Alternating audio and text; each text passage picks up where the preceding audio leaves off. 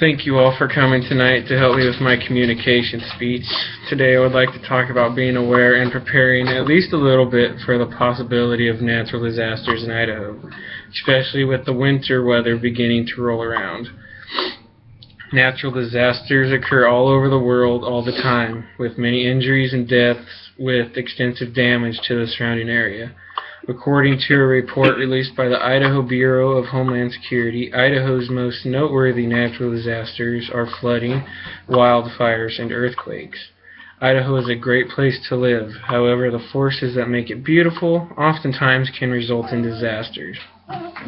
Lieutenant Todd Herrera with the Canyon County Sheriff's Office serves as the county's emergency management coordinator for the natural disasters.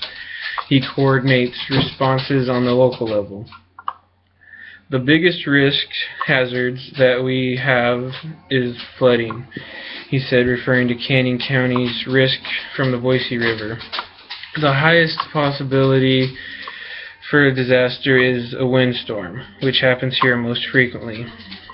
Wildfires are also a great concern in Canyon County, especially north of Parma, north of Middleton, and in the Melba area, the lieutenant said in the Idaho Press Tribune. Those are the types of disasters that cause less damage than more severe events like earthquakes, but are more likely to happen locally.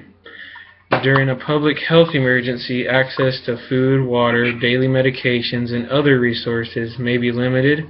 Individuals, families, businesses, and communities can prepare for all public health emergencies by following a few simple steps. Number 1. Make a plan. You may not be with your family or loved ones during a public health emergency, so decide how you will contact one another. Decide how you will get back together if separated. Decide on a plan for evacuation if needed. Identify an out-of-town contact and make sure everyone can get in touch with that person. Number 2. Make a kit. The Idaho Department of Health and Welfare states that you should have a 3-day supply of food, water, with 1 gallon of water per person per day. You should have first aid supplies, a flashlight with extra batteries, and any prescription medications you or a family member may take daily. You should also include a battery-powered radio. I would recommend also encouraging other family members to do the same. I would also recommend having more than one of these kits around, such as having one in your home and one in your car, because sometimes things happen while we're out and about away from home, and you don't want to have to deal with the fact that your only kit of supplies is sitting at home 50 miles away.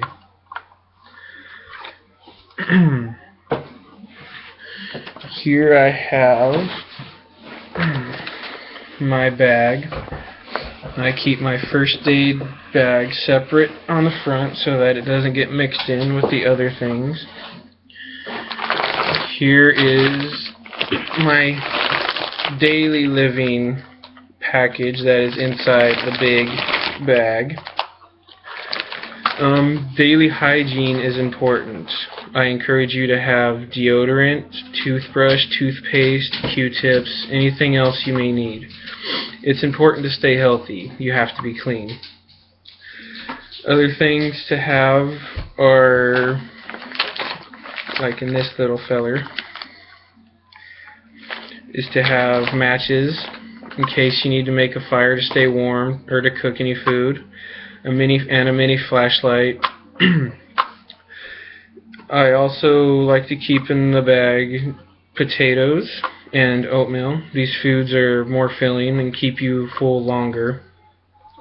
Also coffee and hot chocolate, they keep you warm. And in Idaho during the winter it gets very cold.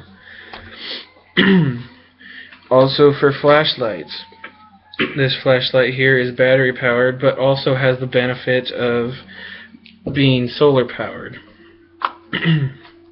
Medication. Everybody that needs medication needs to have medication in their bag. I encourage you to know what you need and what your family members need and have that supplied in the bag. Another thing to think about is if you have children. Children need entertainment such as coloring books, reading books. Also, if you have pets, dog food and water. That is something that you should also consider if you have pets. Keep in mind that these types of kits can be used outside of a disaster situation. They can also just be a precaution while taking trips to the outdoors and on lengthy road trips, which is what I mainly use mine for. By simply following these 2 steps, you greatly improve your chances of making it out of a situation unharmed. So please consider doing so. None of us have a crystal ball, and none of us can say for certain what disasters we may face in the future. Again, please be aware of these things and consider making a plan with what works for you and your family. Please also consider making a disaster bag with food and water and a first aid kit and any others that you feel you may or may not need until help arrives and you can resume your normal activities.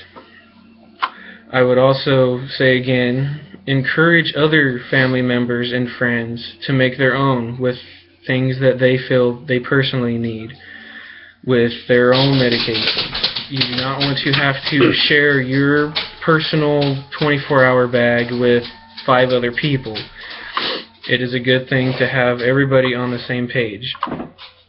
Thank you all again for coming and helping me with this communication speech. Have a safe and prepared night. 6:35.